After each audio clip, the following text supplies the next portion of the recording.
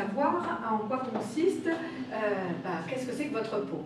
Alors on va vous repartir il y a quelques années, quand vous étiez à l'école et qu'on avait appris en biologie ce que c'était que la peau. La peau elle est faite de 3 parties, donc l'hypoderme, le derme et l'épiderme. Alors l'hypoderme c'est quoi? C'est plein de petits sacs, on les voit bien ici, des petits sacs lipidiques. Vous savez là, les petits sacs lipidiques qui sont ce qu'on appelle des adipocytes et qui sont là pour garder la graisse, pour justement permettre d'isoler notre corps des différences de température. Par exemple, l'été il peut faire plus 40 et l'hiver il peut faire même moins 20 ici.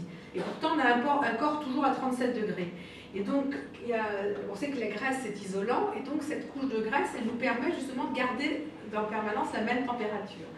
Alors malheureusement, les adipocytes ont tendance à prendre un petit peu d'ampleur quand on prend un petit peu de graisse dans notre nourriture.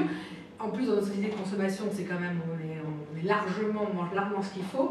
Et donc, c'est ce qu'on appelle après la cellulite. La cellulite, c'est quoi? C'est ces adipocytes qui ont grossi, en plus qui vont donc compresser les petits vaisseaux sanguins, donc qui fait que ça draine beaucoup moins. Et en drainant beaucoup moins, on se retrouve avec une peau d'orange à ce moment-là.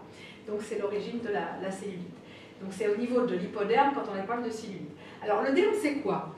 Le derme c'est une sorte de gelée. Vous voyez un petit peu les gelées qu'on voit, la gelée magie par exemple. Et c'est pourquoi c'est une protéine qu'on appelle l'acide hyaluronique. Ça vous dit quelque chose, l'acide hyaluronique? On voit plein de traitements à base d'acide hyaluronique. Eh bien l'acide hyaluronique, donc cette protéine, elle est capable d'absorber 1000 fois son poids d'eau. Et ça fait cette gelée, comme on fait avec la poudre de la gelée, on obtient bien quelque chose qui est un peu mou, mais qui est consistant. Et dans cette gelée faite par l'acide hyaluronique, on a ce qu'on appelle des fibroblastes. Et les fibroblastes, c'est les petites cellules qui fabriquent des fibres. Des fibres de quoi? Des fibres d'élastine et des fibres de collagène. Vous avez entendu parler de ça aussi, on entend dans les arguments code marketing. Les fibres d'élastine, c'est pour la souplesse de la peau. Les fibres de collagène, c'est pour la fermeté. Donc, malheureusement, quand on parlait du soleil pour vous, on verra, le soleil, c'est des UV qui pénètrent à travers la peau, parce que les UVA vont très loin, et qui vont détruire ces fibres. Ce qui fait que quand ça détruit les fibres, qu'est-ce qui se passe? La peau, le derme s'affaisse, et on se retrouve avec ce fameux sillon qui sont nos rides, tout simplement. Donc d'ailleurs, comment marchent toutes ces injections? Vous avez entendu parler des injections justement de collagène ou des injections d'acide hyaluronique. Eh bien, une injection d'acide hyaluronique, elle va aller capter l'eau qu'on aura et qui fait que ça va regonfler automatiquement. Pareil pour le collagène, ça va fabriquer des fibres de collagène. Mais comme notre corps, il se renouvelle en permanence, c'est-à-dire qu'on avale des aliments qui vont aller construire nos cellules, et puis il y a des vieilles cellules qui vont disparaître. Eh bien, au bout d'un certain temps, cet acide hyaluronique, au bout de 6 mois, tout ce qu'on vous a injecté a disparu. Et c'est pour ça que vous retournez, à ce moment-là, vous refaire faire des injections. Voilà comment marche. Vous voulez injecter du collagène ou de l'acide hyaluronique? Alors ça, j'ai pas d'avis sur le sujet. Je ne suis pas du tout une spécialiste. mais au départ, c'est naturel. Alors, malheureusement, c'est maintenant devenu synthétique. Ils ont synthétisé ces trucs-là, même à tel point que même à un moment, c'était du collagène de porc. Et donc ça posait des gros problèmes chez les musulmans. Enfin bon, je ne raconte pas, c'était quand même assez...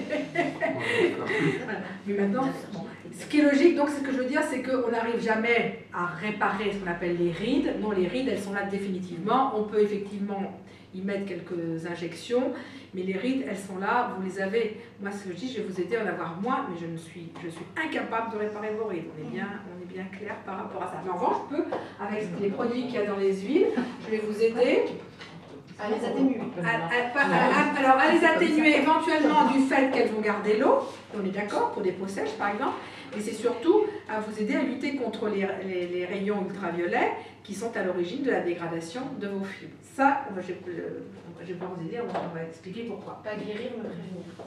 Exactement. Voilà. Le facteur génétique, Le facteur génétique. Oui, bien sûr, il peut jouer. C'est-à-dire qu'il y a des personnes. Il y a des facteurs, bien sûr, qui ont des peaux plus ou moins fragiles. Et là, on peut rien faire, en fait. On peut rien faire. Sur les facteurs génétiques, non. On ne peut rien faire. Ça, on est la Je dis merci papa, merci maman. Non, en revanche, si vous avez les facteurs favorisants, à ce moment-là, prenez les mesures pour avoir moins de... Exactement. Et on verra effectivement ce qu'on peut utiliser dans ces cas-là. Alors, en revanche, la cosmétique, normalement, n'a pas le droit de jouer ni sur le derme, ni sur l'hypoderme. C'est d'un point de vue légal, il ne peut travailler que sur l'épiderme, sur la partie superficielle. Donc l'épiderme, on va rentrer un tout petit peu dans le détail. C'est quoi? C'est ce qu'on vient de voir hein, ici, d'accord? Donc ça, c'est ce qu'on appelle la structure basale, et qu'on va revoir ici, la fameuse structure basale, d'accord? La structure basale, elle est là pour fabriquer des cellules, qu'on appelle des kératinocytes. Ce sont ça les kératinocytes. Et les kératinocytes, ils ont comme fonction, c'est donc de former une barrière pour protéger votre corps contre la déshydratation. Parce que nous sommes faits de 70% d'eau. Si nous n'avions pas cette protection, mais qu'est-ce qui se passerait? On se dessécherait. Donc la peau a un rôle absolument essentiel. Donc elle est faite avec ces kératinocytes. Et entre les kératinocytes, vous voyez ici, ça c'est ce qu'on appelle le ciment lipidique. C'est-à-dire ce sont des acides gras. On sait que le gras empêche l'eau de s'évaporer. Les kératinocytes, ils ont comme... ce qu'ils font, c'est qu'ils remontent à la surface jusqu'à la surface de la peau, ils migrent, et ils mettent 28 jours en moyenne pour migrer. Et à un moment, en migrant, ils perdent ce qu'on appelle leur noyau, mais ici ils n'ont plus leur noyau, et ils s'aplatissent. Et ils s'aplatissent ici à former quand même une couche extrêmement dense, et c'est la couche cornée. Ce que vous sentez là, c'est ça, d'accord? Qui se desquame régulièrement. C'est-à-dire qu'à des moments, vous voyez bien de la peau qui s'en va, etc. Eh bien, c'est cette peau qui se desquame. Et quand on fait des peelings ou des exfoliations, on enlève une partie de cette couche cornée, de ces cellules mortes. Et qui, en revanche, a comme conséquence d'activer la fabrication de cellules plus jeunes à ce moment-là. Alors, à l'intérieur de ces kératinocytes, on a ce qu'on appelle des mélanocytes. C'est ce que vous voyez. Les mélanocytes, c'est quoi? Ça fabrique de la mélanine. La mélanine, c'est ce qui vous donne votre bronzage. Et donc, la mélanine va diffuser à travers toute la peau. Quand elle va être stimulée par les rayons ultraviolets lors de l'été, par exemple, et vous allez effectivement bronzer. Simplement, il y a un moment, ces mélanocytes peuvent, on va dire, devenir soit inactifs, soit au contraire trop bien fonctionner. Donc, s'ils deviennent inactifs, qu'est-ce qui se passe? Au-dessus de ce mélanocyte, vous allez avoir ici une tache blanche. Et si jamais au contraire, il fonctionne trop de façon qu'on appelle anarchique, on va avoir ici les taches brunes. C'est les taches brunes, donc on se retrouve ici à ce moment-là. Voilà. Oui, et pourquoi? Parce que ça ne concerne en général que les parties du corps qui ont été exposées au soleil, c'est-à-dire que ça va concerner le visage, le décolleté, les mains, voire les jambes. Vous aurez très peu des taches blanches ou des taches brunes au niveau des fesses, au niveau oui, ce qui est logique parce que c'est une résultante des rayons UV.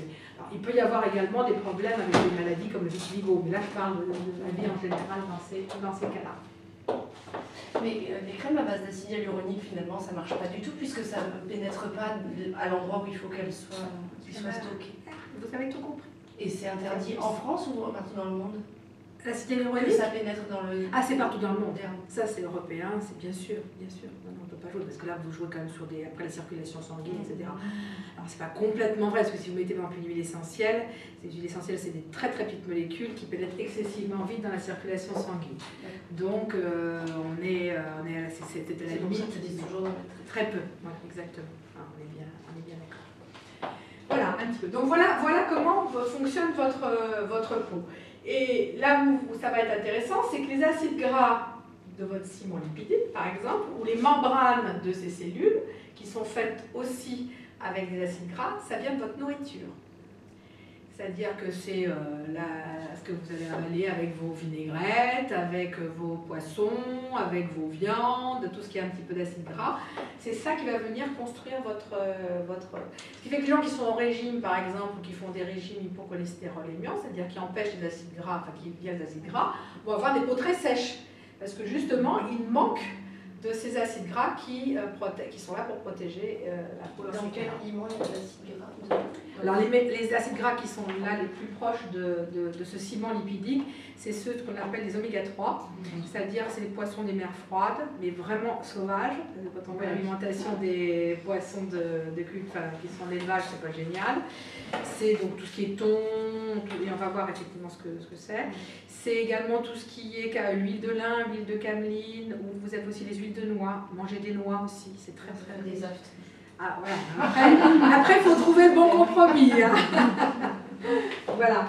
Donc, mais sachez que votre nourriture, c'est votre premier produit de beauté. Si vous, tous les gens qui font plein de régimes, par exemple, c'est clair que ça se répercute sur la peau, puisque la peau, elle ne reçoit pas ce qu'il faut dans ces cas-là.